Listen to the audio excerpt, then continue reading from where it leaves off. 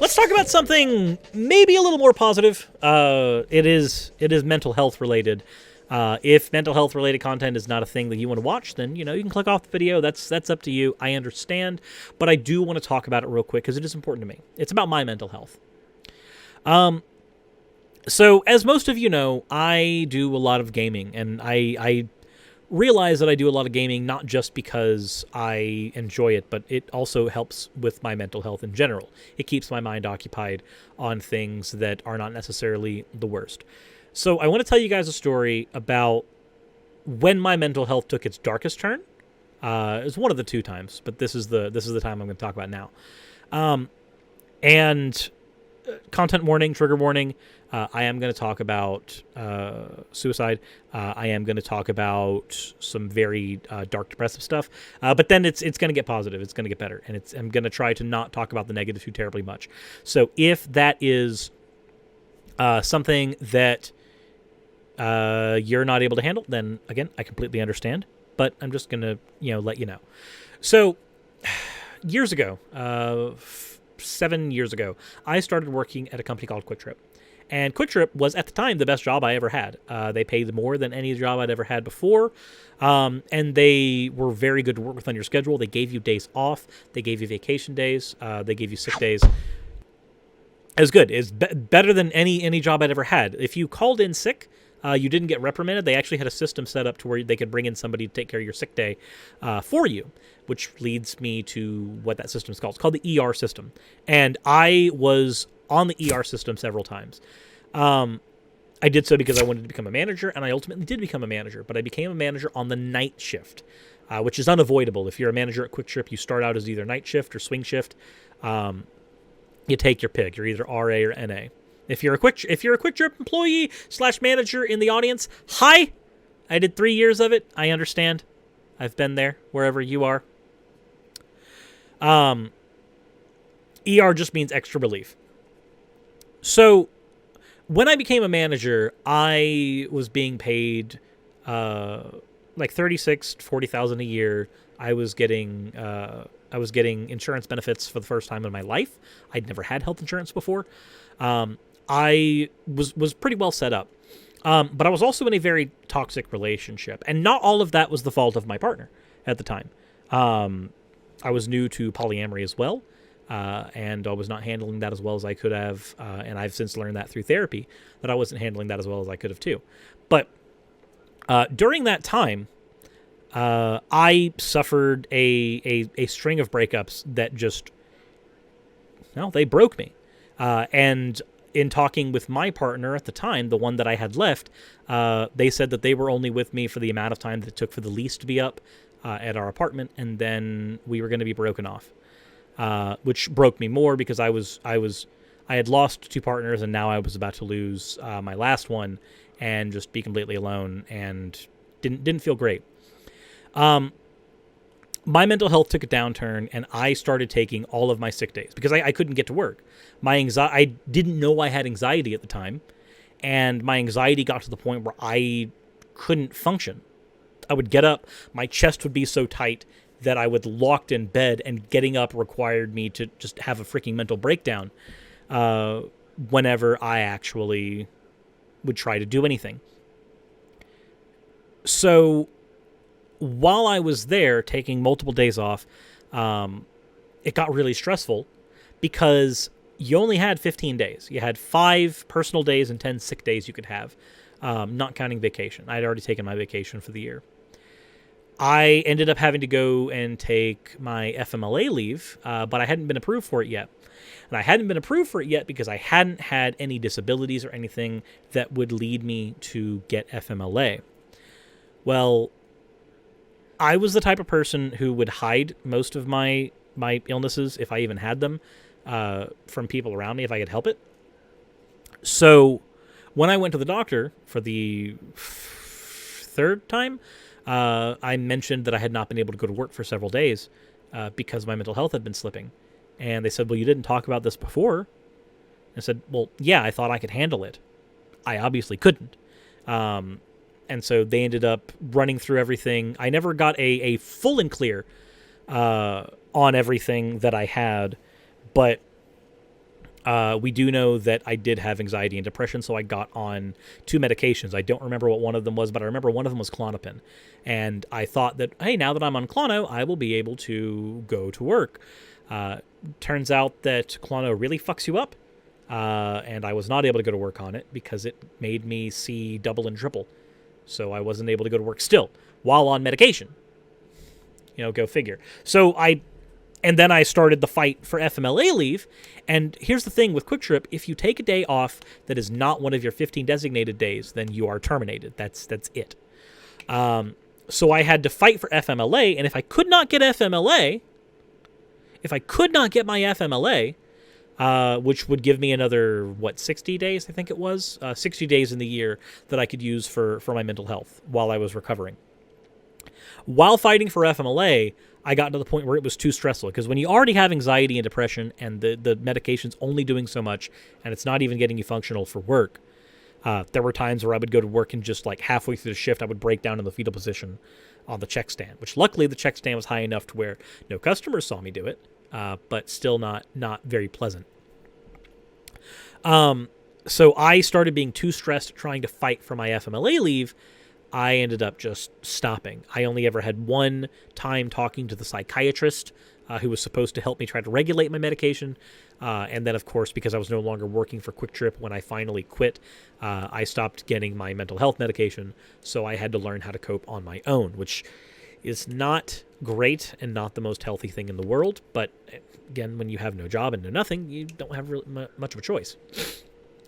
So I started to lock down. I was unable to function for most days, and there was even one point where I attempted suicide. I gave the trigger warning earlier, so I'm going to go ahead and talk about it right now. I took a rope that I had, and I tried to string it up. The connections that are used for door hinges, I tied it up to one of those because it was the only high place that I had in the apartment I was in, and I just said, I'm done. And I tried that, and it failed because that's not the most secure connection possible. It didn't go through. Obviously, I'm still here. It'd be kind of awkward if I succeeded and I wasn't here still. But when you're at rock bottom, when you don't have a job, you know that your relationship is temporary and they're only there because of convenience, because that's where you are. What are you gonna do? I'm gonna try to keep that together. So what actually got me through that? Realistically, League of Legends. Hands down. And not the game itself. I started playing again. I didn't have the time when I was doing overnights. I just didn't have the time to play games. That was another thing that was affecting my mental health, was I didn't have time to engage in self-care. When I started playing again, I fell into a group of people who were all friends and playing a lot, and I started playing with them, sometimes 6 hours a day. And that, knowing that even if I was at my darkest, I could go and escape, play this game with there were people I could talk to and I could have fun with. That kept me stable. It did not fix me, but it kept me stable. It kept me stable enough to where I after a few months, I was able to get up, go to the McDonald's that I used to work at years ago, and talked to one of the managers there, and they gave me my old job back, and they said since I had been a manager at Quick Trip, they actually could bring me in and promote me to manager after a few months while I was there.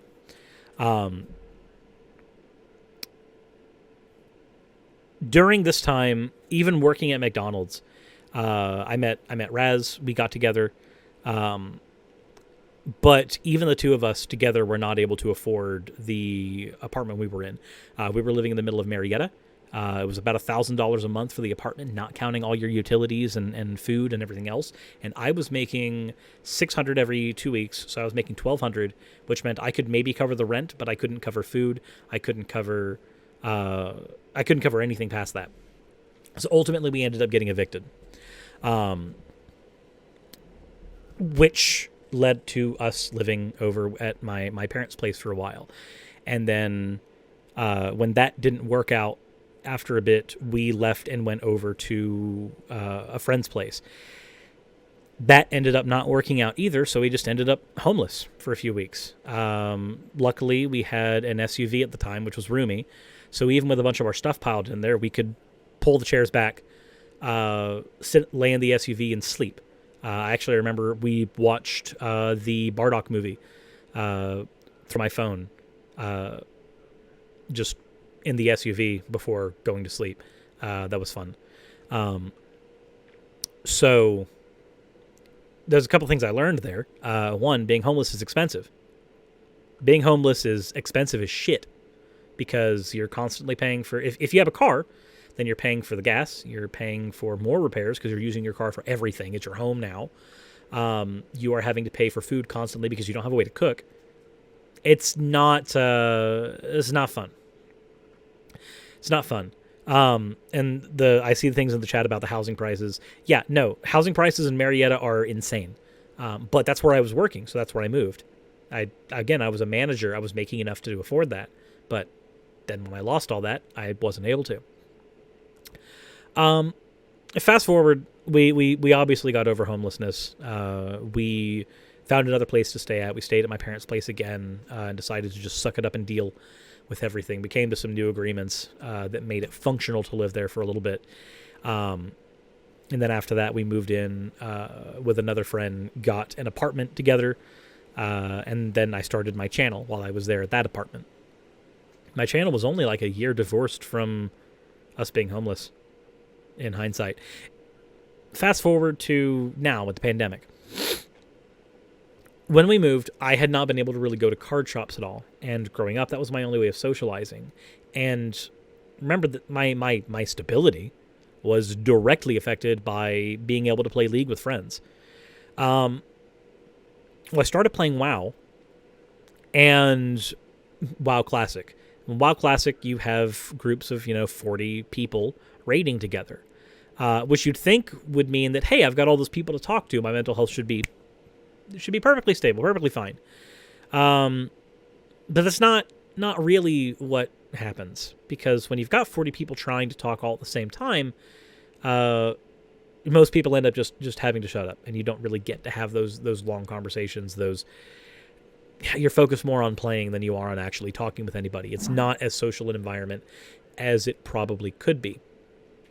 So recently, I decided to go tell my guild leader, hey, I'm going to be quitting WoW because it's not doing what I need it to do. I play games not just for recreation, but also for my mental health. And if this is not doing anything to help that, and it's in fact making me feel like I'm alienated, then I'm going to stop for a little bit.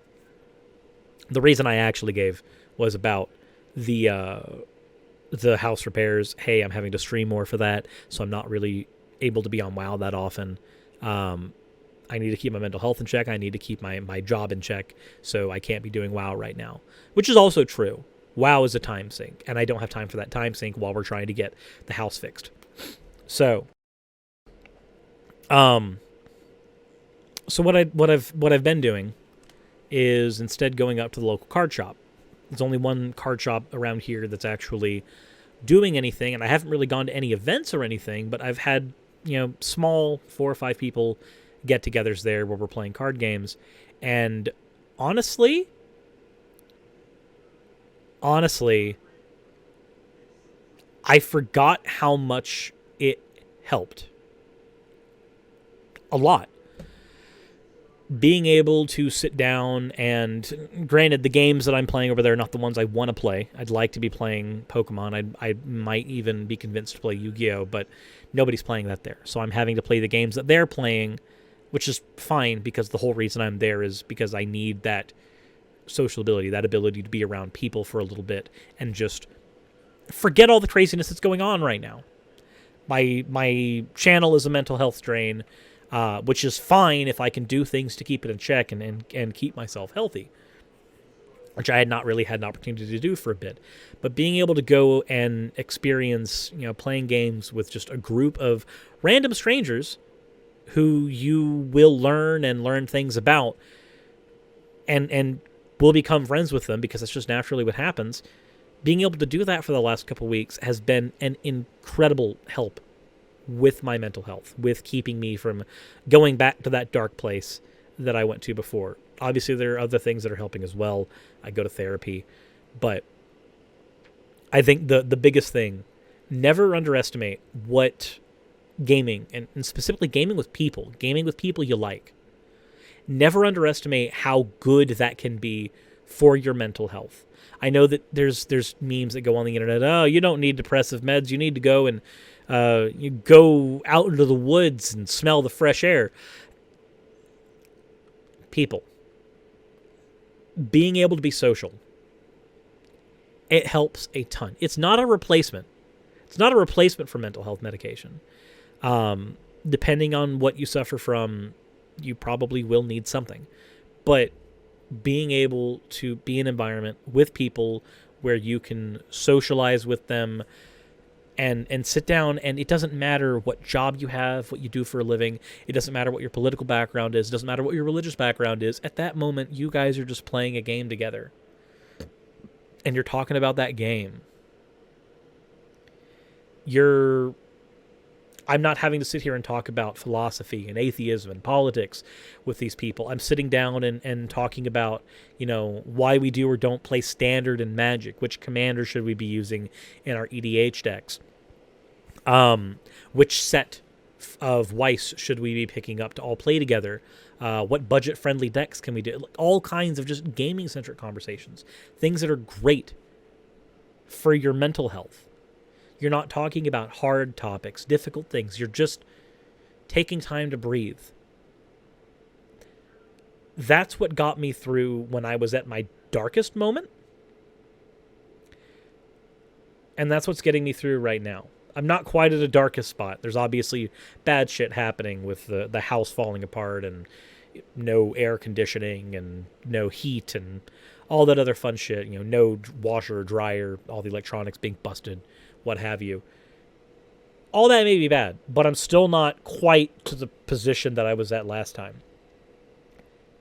I've learned a lot about taking care of myself mentally.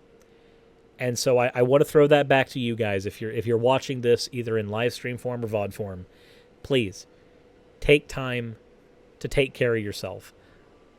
I was almost not a YouTuber. I was almost not here anymore because I didn't take care of my mental health.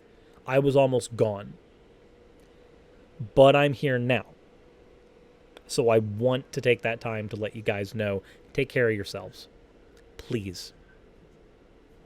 It can be little things. Video games with friends. Card games with friends. If you've got people who are willing to be in the same room and put on masks and make sure that you don't infect each other, have hand sanitizer at the table, be cognizant because we are still in a pandemic, but socialize with people. Whether online or not, find somebody to talk to. It can help a lot for your mental health. You have no idea.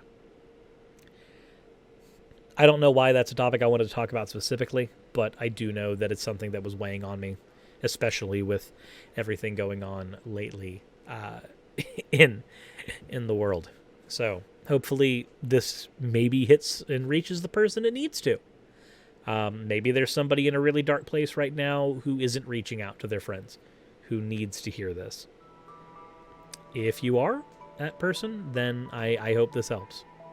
I really do. And I hope you guys have a wonderful time. Wonderful rest of your day.